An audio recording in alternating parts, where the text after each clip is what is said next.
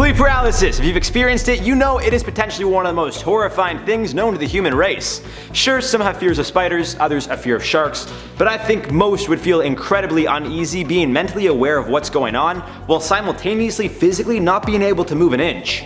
Although it's not necessarily life-threatening, sleep paralysis can lead to some more serious issues arising, such as physical symptoms including sweating, difficulty breathing, and the feeling as if you're going to die. In extreme cases, sleep paralysis can actually prevent people from sleeping, which unfortunately leads to quite a vicious cycle. But what if there's more to sleep paralysis than we truly know? Today on Life's Biggest Questions, we're asking, is sleep paralysis a gateway to another dimension?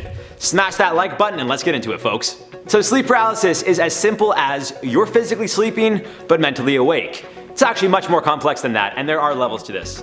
For some, you just feel like you're awake but can't move. For others, you actually see a shadowy figure, whether it be a demon or alien. Your worst nightmare, either in your room, at the edge of your bed, or even standing on top of you. Maurice Ohayon, a professor of psychiatry and behavioral sciences at Stanford University, explained, I quote, "It's like if you start a dream and you wake up in the middle of it." And Brian Sharpless, a clinical psychologist and researcher at Goldsmiths, University of London, explained, I quote, "You're paralyzed while you're awake and you're having hallucinations. The experiences are so vivid that it makes sense some people might perceive it as real." Now all that is fine and dandy, but it seems there's an aspect to this that, unlike a lot of other conditions, or even health diagnostics, separates it from the rest. Only the person going through sleep paralysis can fully understand and actually see and feel what's going on. Now what do I mean by that? Well, let me elaborate. If you have a cold or some illness, a doctor can physically see the symptoms. We're talking redness in the throat, swollen lymph nodes, or discoloration or inflammation in certain areas. Even congestion in your chest as you breathe, or your temperature can be checked using the appropriate tools. But sleep paralysis can only be described by the person who has experienced it, making it that much more difficult to fully understand, say by a doctor who in this case would only understand the experience from the explanation given to them by said person experiencing sleep paralysis. For example, I personally have never had sleep paralysis myself, so even my understanding of it is based on sources I've read or other people's experiences, in which I make my own perception of what sleep paralysis is like.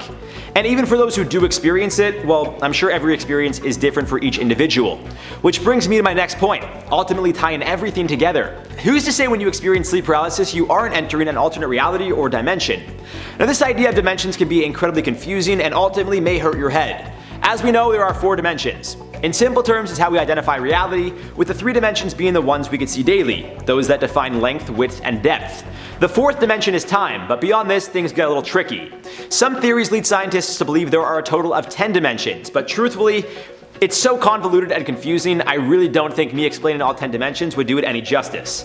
That being said, what I can say is simply this. Regardless of all the dimensions, as we know, real life is what we are currently experiencing now. You can touch things, smell things, feel things, it's all real life. And just because we can't comprehend other dimensions doesn't necessarily mean they don't exist. Going back to our video, Who Created the Creator, as we know, just because you can't see something doesn't necessarily mean it's not there. That being said, for a lot of people, seeing is believing, and that is totally understandable as well. Now bringing everything back to sleep paralysis, well, it's not real life. It's a dream world, if you will. However, in that dream world, everything appears to be incredibly real. You can smell things, touch things, and even feel things. For a lot of people, it's impossible to die in your dream, or so it seems. I myself have had a few experiences where right before I die or appear to die in a dream, whether it be falling off of a high building or getting hit by something or so on, I wake up immediately. Oh, thank God it was just a dream. But maybe it's not. Maybe the dream world that we experience is another dimension, and the fact that we're consciously aware, at least to the point that our brain can comprehend whatever it is that we're dreaming, maybe there really is something there. Although not physically conscious, the fact that things appear to be so real, well, it makes me wonder, what if they are? Now the idea of dreams being real when in reality it's just a stream of consciousness has been a hot topic of discussion for some time.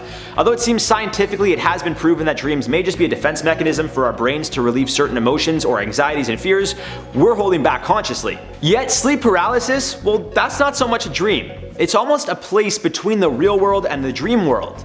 It usually tends to happen during the REM stage of sleep, when your brain stops your muscles from moving, referred to as REMatonia. A theory here is that this happens to prevent us from acting out our dreams in bed. But during sleep paralysis, the atonia starts or continues to happen while you're consciously awake. This leads to some having hallucinations or dreams even though you're awake. In a sense, your brain and body are out of sync, and this can be a very frightening experience. And to no surprise, depending on who you ask, this is either another dimension or simply your body trying to regulate a lack of sleep. In Fiji, many believe the demon seen during sleep paralysis is that of a dead relative, coming back to discuss an important matter.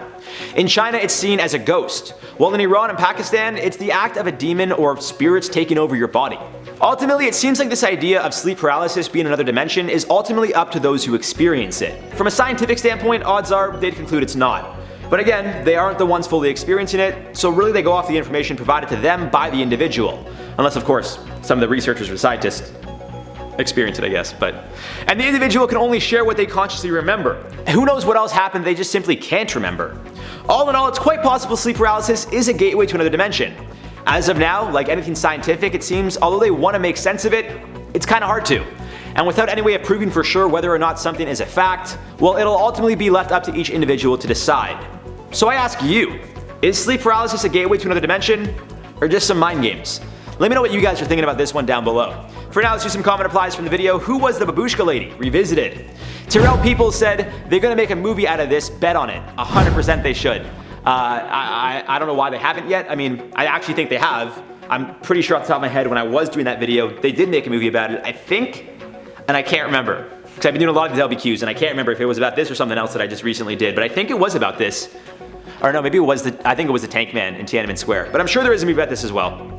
Elijah Wiaka said, keep it up, please give me a shout out, please. Shout out Elijah, I always see you comment on our videos. And I don't know if I've given you a shout out before, so I wanted to give you your shout out, bro. Shout out Elijah, baby. Appreciate you, man. Qualified said she's just an old Russian woman who doesn't speak English and keeps to herself. She's dead by now.